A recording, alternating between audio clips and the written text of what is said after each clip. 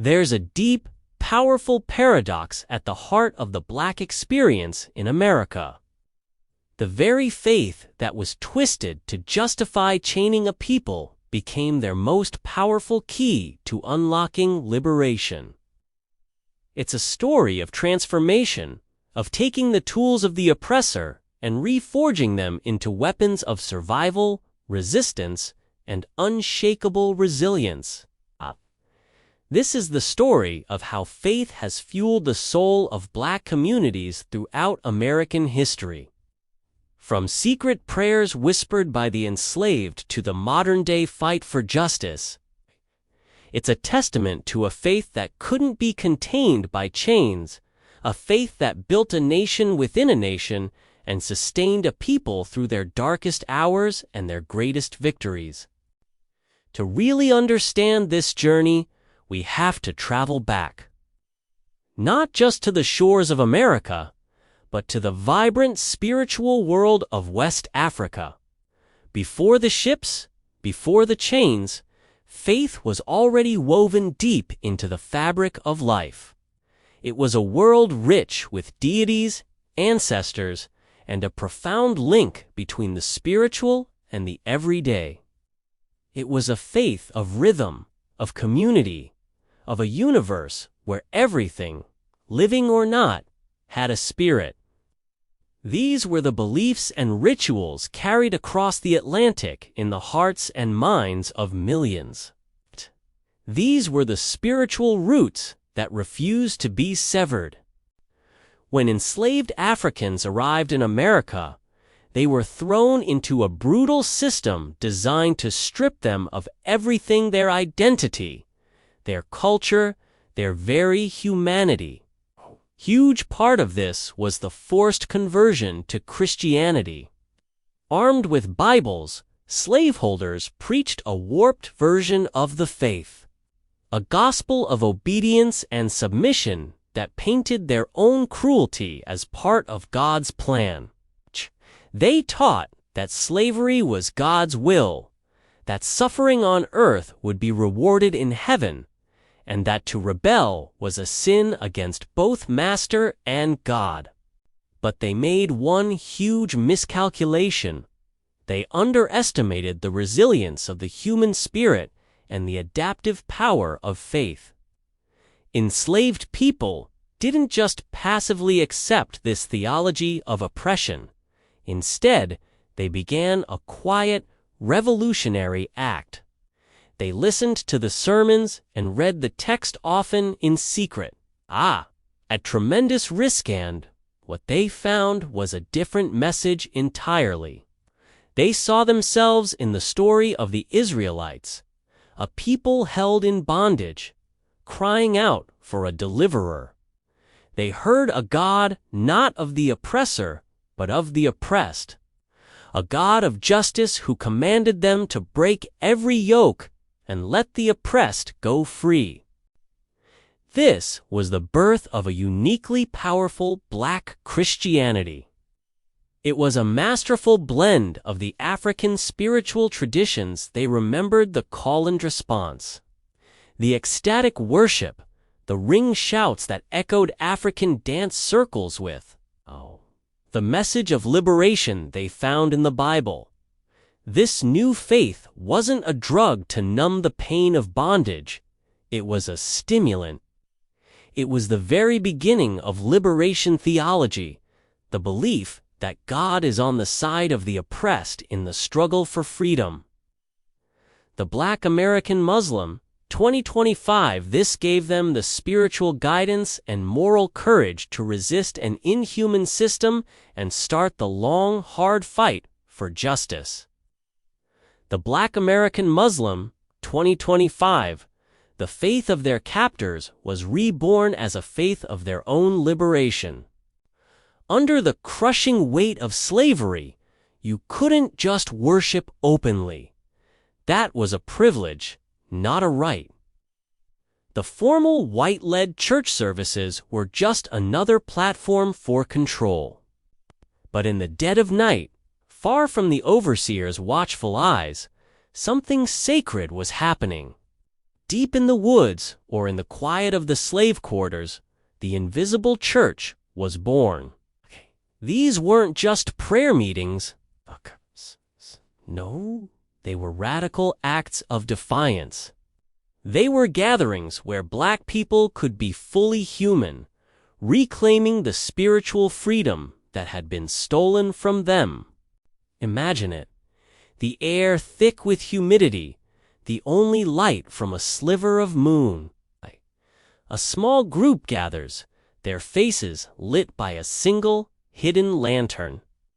A preacher, one of their own, starts to speak, not with the calm, measured tone of the white minister, but with a fire born from shared suffering.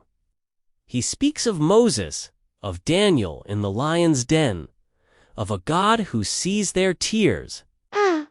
And then the music begins. It starts as a low hum, a moan that rises from the soul. This is where the spiritual is born. Songs like Wade in the Water became more than hymns. They were complex, coded messages. It's believed that Wade in the Water was a literal instruction to escapees to use the river to hide their scent from bloodhounds. History, 2023 Follow the Drinking Gourd was a lyrical map to freedom, pointing the way to the North Star. Steal Away to Jesus wasn't just about spiritual salvation. It was a coded call for a secret meeting later that night. These songs were a testament to their genius, a way to communicate, plan, and hope for freedom right under the noses of their captors. This secret faith was a powerful psychological anchor.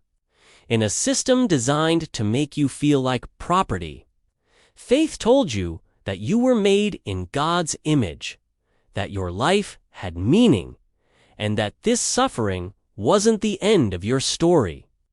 It gave people a way to endure the unendurable. The invisible church wasn't just a sanctuary, it was a training ground for leaders, a communication hub, and the fire in which the spirit of a people was forged, preparing them for the day of freedom. When the Civil War ended and freedom, at last, was a promise, the invisible church stepped out of the shadows. There was a desperate need for a physical, independent institution. Even in freedom, black worshipers were not treated as equals in white churches. They were pushed into segregated balconies and denied any chance at leadership. The response wasn't to try to fit in. It was to build their own. This spirit is perfectly captured by men like Richard Allen, a former slave who bought his own freedom. Allen was a preacher in Philadelphia. When white church leaders tried to pull him and other black congregants off their knees while they were praying, he walked out. That single act of defiance led to the founding of the African Methodist Episcopal AME Church in 1816. One of the very first independent black denominations in the U.S. Right Now media. 2025, it was a declaration of spiritual independence. Soon, other denominations like the AME Zion Church and the National Baptist Convention followed, all born from the sting of racism and a deep need for self-governance. Right Now Media, 2025. But these institutions quickly became so much more than places to pray. In a society that blocked black Americans from getting an education, holding power, or building wealth, the black church became the absolute center of community life. Harvard Gazette, 2021, it was the first school for children and adults hungry to learn to read. It was the community hall for political organizing. It was the social safety net, providing food and help to those in need. It was an economic engine where people pooled their money to start businesses and buy land. The church was a courthouse, a concert hall, and a sanctuary from the hostility of a segregated world. This was the first major institution fully owned, financed, and controlled by black people. It's where generations of leaders were made. Preachers weren't just spiritual guides. They were community organizers and political spokesmen. The church gave black men and women a space to lead, manage money, and build the organizational skills that would be critical in the fight for civil rights. The black church wasn't just made of brick and mortar. It was built on faith and self-reliance, and it became the fortress for the next great battle for freedom. If the black church was the fortress, the civil rights movement was the army marching out its gates. It's simply impossible to imagine the movement without the church as its spiritual and organizational headquarters. The fight for civil rights wasn't just politics. For so many, it was a sacred cause, a moral duty rooted in their faith. The movement's leadership reads like a who's who of ministers. You had the Reverend Dr. Martin Luther King Jr., whose sermons brilliantly wove together the promise of American democracy with the prophetic fire of the black church. But he wasn't alone. Figures like the Reverend Fred Shuttlesworth in Birmingham, the Reverend Ralph Abernathy, and a young minister named John Lewis all saw their activism as a direct extension of their ministry. Harvard Gazette. 2021, their pulpits became platforms for justice, and their pews were filled with activists. Down in the church basements, that's where the real work happened. Mass meetings to plan boycotts and protests were held right in the sanctuaries. Churches like Dexter Avenue Baptist Church in Montgomery were the command center for the Montgomery bus boycott. Right Now Media. 2025, it was in these sacred spaces that people learned the tactics of nonviolent resistance. They sang spirituals to build their courage before facing police dogs and fire hoses. Faith gave them the incredible discipline to turn the other cheek, to meet hate with love, believing that the moral arc of the universe is long, but it bends toward justice. This deep spiritual conviction is what fueled the movement through unimaginable violence. When churches were bombed and activists were murdered, faith is what allowed the community to mourn, regroup, and push forward with even more resolve. The church was a hospital for the wounded and a wellspring of strength for the weary. This blend of faith and activism became an unstoppable force, creating the moral pressure that led to the Civil Rights Act of 1964 and the Voting Rights Act of 1965 landmark laws, signed with faith leaders like Dr. King and John Lewis standing right there. Harvard Gazette. 2021, 10 The church had taken on the Goliath of segregation, armed not with swords, but with prayer, protest, and a deep belief in a just God. But the story doesn't stop in the 1960s. The black church's role as a force for social change is still evolving. And while some might see a divide between traditional church leaders and younger activists, the core idea of faith-based justice is still incredibly powerful today. You can draw a straight line from the liberation theology of the past to the modern-day struggle for racial justice. The Black Lives Matter movement, for instance, is a secular and decentralized network, but it carries on the legacy of the faith-driven activism of the civil rights era. Its core demands for justice, for the affirmation of black lives, and for an end to systemic oppression over the prophetic tradition of the black church. All across the country, Pastors have opened their church doors to organizers, marched in the streets, and used their pulpits to confront police brutality and inequality. They see this as continuing the unfinished business of their ancestors.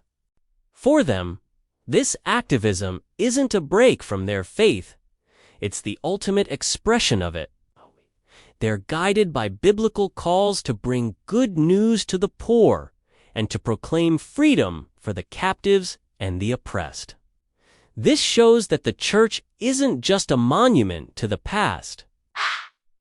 It's a living, breathing institution that continues to inspire and mobilize people in the ongoing fight for a more just world. The methods may change, but the spirit of a faith that fights for the marginalized is as vital as ever. But the work isn't always about big protests and headlines. The Black church continues its essential, everyday work as a cornerstone of the community. For millions, the church is still the first place they turn for social services and practical help. It's where faith is put into action. Think about this. Studies show that more than 60% of Black churches operate food programs, fighting food insecurity in their neighborhoods. Afro.com, 2025, when other safety nets fail. The church steps in with groceries, hot meals, and a sense of dignity. This comes from a core religious teaching to serve the least of these, a mission to care for the whole person, body, and soul. Right Now Media, 2025. That holistic approach extends to health and wellness. Knowing the deep health disparities that affect the community, many Black churches have become crucial public health partners. The Emancipator, 2022, they've turned their fellowship halls into health screening clinics, hosted nutrition workshops, and launched fitness programs. PMC, 2019, these programs work so well because they're based in a trusted institution, blending medical advice with spiritual support. And now, there's a crucial movement to preserve the physical buildings themselves. Projects like the Preserving Black Churches Project know that these aren't just buildings. They're living monuments to a legacy of resilience. Lilly Endowment, 2025. Saving Places, 2025 millions of dollars in recent grants are helping repair and maintain these sacred spaces, making sure they can keep serving their communities for generations to come. This work of service, health, and preservation shows the church's enduring role as an institution dedicated to the complete well-being of the Black community. When you're constantly dealing with the stress and trauma of systemic racism and economic inequality, where do you find the strength to keep going? For generations of Black Americans, faith has been a critical source of psychological and emotional resilience. It provides a powerful way to cope, heal, and find hope. PMC 2020, and research backs this up. Study after study shows that religion and spirituality are major sources of strength for Black Americans, offering a sense of purpose and belonging that helps buffer the harsh impacts of stress. For many, faith isn't just a Sunday thing. It's a daily practice of prayer and reliance on a higher power that provides real comfort and fortitude. The church community itself is a vital support system, a chosen family. It's a space where people can be vulnerable, share their burdens, and find encouragement without judgment. NAMI, 2016, that sense of shared experience is a powerful antidote to isolation. More recently, the Black Church has also started to address mental health more openly, working to break down stigma. Programs like Soul Shop for Black churches are training faith leaders to recognize mental health struggles and create soul-safe communities where it's okay to ask for help. By weaving mental wellness into their ministry, churches are caring for the mind, body, and spirit, continuing their historic role as a place of refuge and healing. The story of faith and resilience in the Black community is a powerful and essential part of American history. And it's a story that's still being written. If this resonated with you, please share it to help keep this important conversation going. And for more deep dives into the forces that shape our world, make sure to subscribe and hit that notification bell. From the secret spirituals sung in the darkness to the soaring gospel hymns of today, faith has been the steady heartbeat of Black resilience.